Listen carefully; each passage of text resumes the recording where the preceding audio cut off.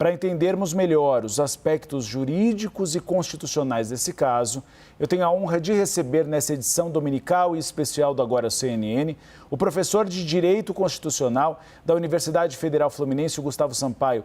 Professor, seja bem-vindo à CNN Brasil. Muito obrigado por ter aberto um espaço na agenda do senhor para estar ao vivo hoje nessa cobertura especial. Professor, o senhor acha que essa situação dificulta a situação de Jair Bolsonaro em relação à prisão?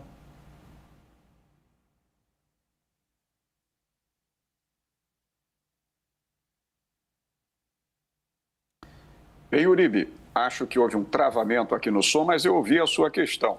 Já posso falar? Pode sim, estamos ouvindo o senhor. Pois não, boa tarde, Uribe, boa tarde a todos que nos acompanham na CNN Brasil. Dificulta sim, porque nós estamos vendo ainda, Uribe, uma progressão de medidas cautelares penais. É bom sempre salientar, embora você esteja deixando isso muito claro, que não se trata ainda de execução de pena privativa de liberdade estabelecida ali no julgamento de mérito da ação penal 2668, que ficou conhecida como ação penal da trama golpista. Não, se trata ainda de prisão cautelar estabelecida nos autos daquela investigação lá de trás que apurava coação no curso do processo, crime do artigo 344 do Código Penal, que no final, aliás, só levou a denúncia contra Eduardo Bolsonaro, não contra o ex-presidente Jair Bolsonaro. Tanto que alguns juristas dizem que ele nem deveria estar preso por isso. Mas ele estava em prisão domiciliar. Ora, tentou violar a tornozeleira eletrônica, o equipamento de georreferenciamento, de geolocalização que a Polícia Federal usa para monitorar presos que estão em domicílio. E é claro que isso, baseando-se aí na jurisprudência nacional dos tribunais, levou o Supremo Tribunal Federal a converter essa prisão domiciliar numa prisão preventiva dentro de uma sala de custódia da Polícia Federal. Então, a situação do ex-presidente se complica, para concluir a resposta, Uribe, por quê? Porque agora ele chega ao grau máximo das cautelas penais, lembrando que prisão cautelar não é prisão-pena, não é castigo por crime, é uma medida de garantia da ordem pública ou para preservar a instrução processual penal, não é pena, mas ele chega ao grau máximo das cautelas penais, ele está em reclusão, numa sala de custódia na Polícia Federal, mas nós estamos na porta do trânsito em julgado da sentença penal condenatória na ação penal 2668, e quando começar, daqui a semanas ou dias, o cumprimento definitivo da pena que ele recebeu, ele pode ter mais dificuldades, Uribe, de conseguir prisão domiciliar, porque agora a primeira turma do Supremo Tribunal Federal está de sobreaviso e ele terá mais dificuldade de obter o benefício da prisão em casa. Professor, eu vou convidar o nosso analista de político, Caio Junqueira, para participar da nossa entrevista. Olá, professor, boa tarde. A alegação de surto se justifica num caso como esse? Caio, boa tarde a você também. Eu saliento que o ex-presidente, quando foi agora levado à audiência de custódia e conforme a sua defesa se manifesta, ele não tem obrigação de produzir prova contra si mesmo, porque isso pode lhe gerar algum ônus depois. Então, ele pode fazer essa alegação de surto. A mim, confesso que não convence, embora médica, clinicamente, isso seja possível. De fato, pelo teor das medicações que ele tomou, se for comprovado por uma perícia médica que ele estava em surto psicótico ou algum desvio de compreensão dos fatos por conta do emprego de medicamentos, ora, isso poderá ser levado em conta sim, mas poderá também não ser levado em conta. Por quê? Porque se isso tiver sido uma alegação para se abster de responsabilidade e a perícia demonstrar que ele tinha livre capacidade de entender o fato e que ele está, portanto, tentando se desonerar de uma eventual penalidade por conta de descumprir essa cautela, isso poderá ser muito bem apurado pela Polícia Federal e responsabilidades poderão ser identificadas, Caio. E eu digo aqui, para concluir a resposta à sua questão, o seguinte: quando ele diz que ele estava sob surto, psicótico, algo semelhante, ele com isso desonera a responsabilidade de terceiros. Tanto que ele diz que a esposa não estava em casa, que a filha estava dormindo, que o irmão mais velho também. Mas isso não tira o aparato de investigação das apurações que serão feitas em torno de se houve ou não a participação de terceiros nisso. Não é? Por exemplo, ele já tinha aquele equipamento de solda em casa, que é muito comum, aliás, era um equipamento simples de solda. Ou será que algum terceiro levou esse equipamento até o ex-presidente? Tudo isso, Caio, terá que ser devidamente apurado para se identificar ou não responsabilidade sobre o fato. A Polícia Federal começou a apurar exatamente isso também, deve ter uma conclusão nessa semana, se o aparelho de solda já estava lá ou se foi levado por algum aliado.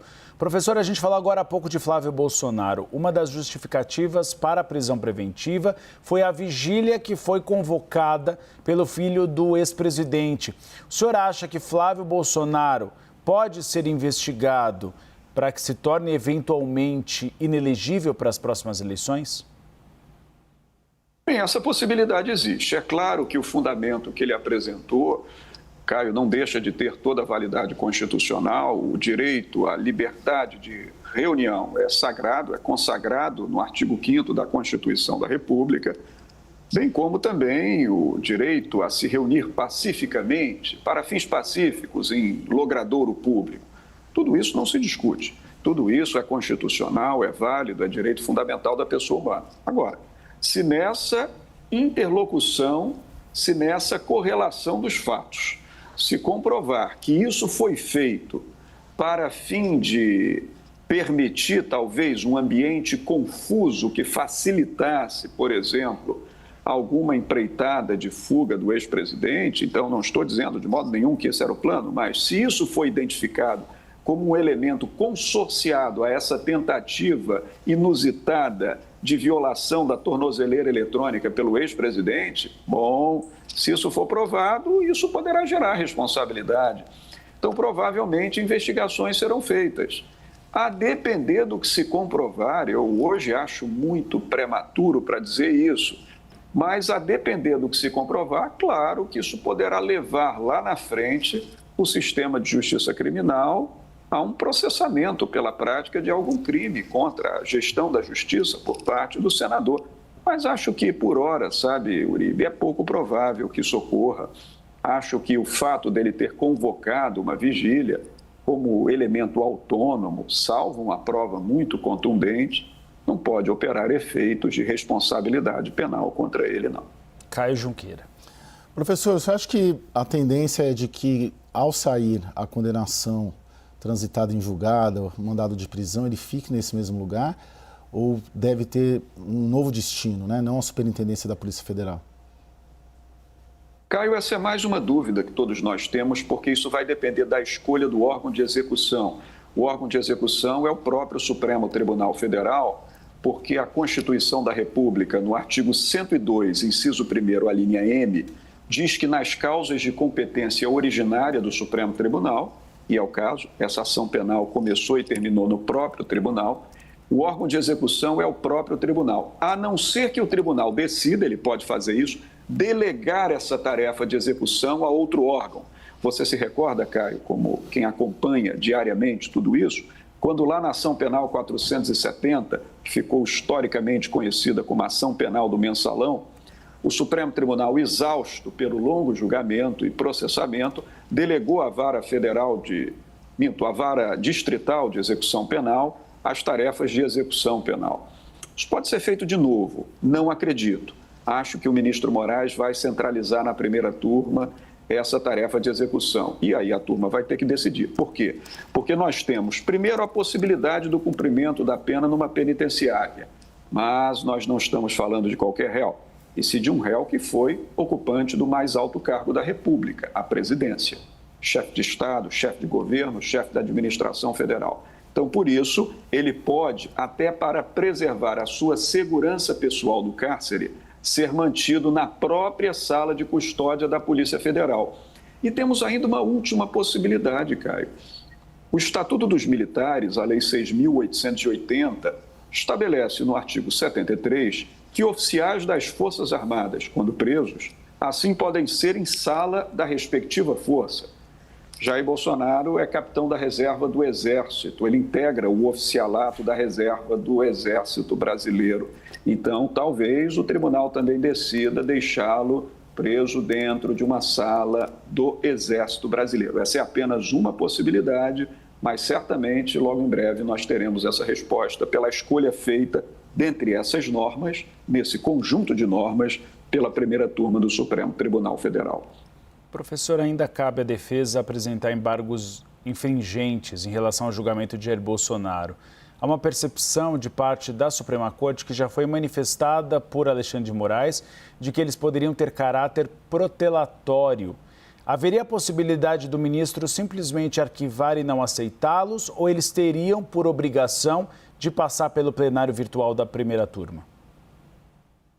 Uribe, outro ponto polêmico interessante que vai dar pano para manga aqui nos comentários. Por quê? Porque a decisão de mérito definitivo já foi proferida, os réus que tinham que ser condenados foram condenados, houve embargos de declaração por parte das defesas, inclusive do ex-presidente. Embargos de declaração, é bom reiterar, não tem a pretensão de modificar o teor do julgado, de absolver, por exemplo, quem foi condenado. Os embargos de declaração se destinam meramente a esclarecer um conteúdo, porventura, obscuro, contraditório da decisão, ou a colmatar uma lacuna, preencher um espaço lacunoso da decisão. Bom, esses embargos já foram desprovidos pela primeira turma do Supremo Tribunal, o que significa dizer que os juízes de lá entenderam que não tinha nada para esclarecer, que a decisão estava boa. Nós temos ainda a possibilidade de novos embargos de declaração em cima desses, o que eu acho que não ocorrerá, porque o tribunal vê isso com antipatia, entende que é uma pretensão protelatória da defesa. E nós temos, segundo o Código de Processo Penal, a possibilidade de embargos infringentes do julgado. Esse sim, um recurso com a pretensão de modificar a decisão anterior. Por quê? Porque o Código de Processo Penal, Uribe, diz que nas decisões colegiadas dos tribunais em matéria penal que não forem unânimes,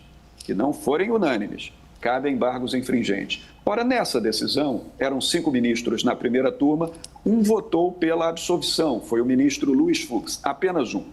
Mas há um entendimento do Supremo Tribunal, que não chega a ser um entendimento consolidado, mas que se aproxima disso, no sentido de que das decisões colegiadas das turmas não basta um voto pela absolvição. É necessário que haja 2 para que caibam embargos infringentes.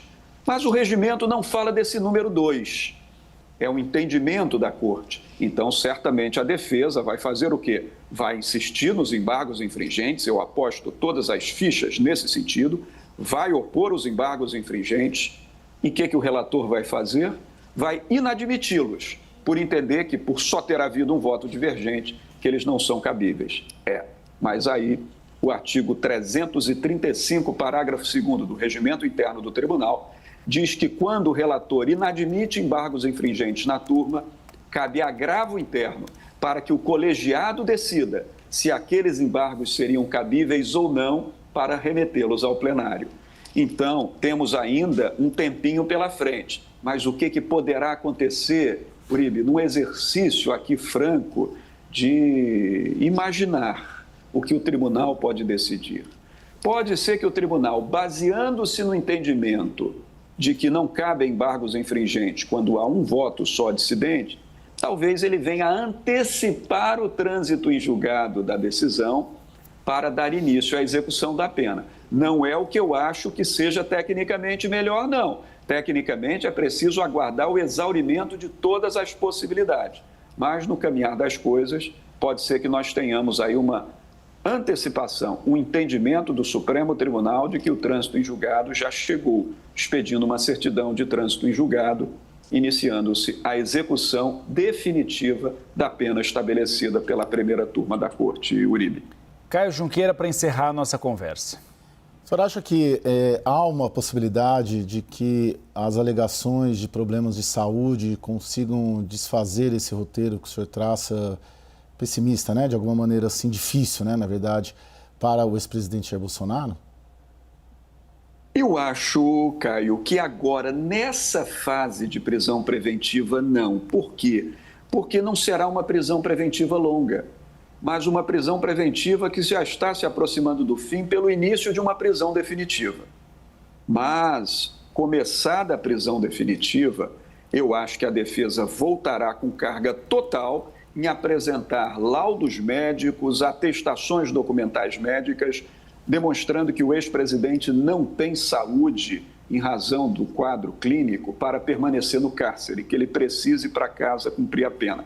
E recentemente, Caio, nós tínhamos até comentado isso aqui na CNN, quando lá no começo do ano o Supremo Tribunal Federal autorizou que Fernando Collor de Mello, outro ex-presidente, cumprisse a pena em regime domiciliar porque é acometido de mal de Parkinson e uma apneia do sono, ali eu disse, o tribunal está dando um aceno. Ele já está anunciando que ele vai conceder idêntico benefício a Jair Bolsonaro. O problema é que o ex-presidente Jair Bolsonaro dificultou as coisas agora, entende, Caio? Acho até que o estado de saúde dele é mais grave do que o de Collor. Bom, não somos profissionais médicos, mas é o que aparenta ser, um estado de saúde bastante mais grave. Todavia, na medida em que ele tentou romper a tornozeleira eletrônica, eu acho que ali na frente, quando o tribunal vier a julgar esse pedido da defesa já na prisão definitiva, Caio, isso vai pesar contra, então teremos que acompanhar.